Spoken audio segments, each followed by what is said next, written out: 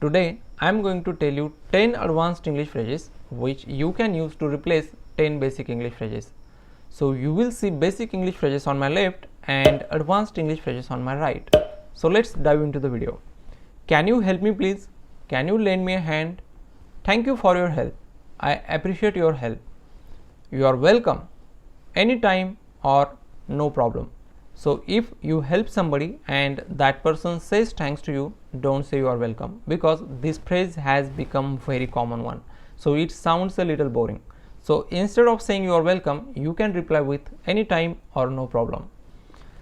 I am sorry. I apologize or my bad. I am busy. I am slammed. Never give up. Never say die. Sorry to interrupt you. Sorry for the interruption. I am tired. I am beat. How are you? How is it going? Don't worry. No worries.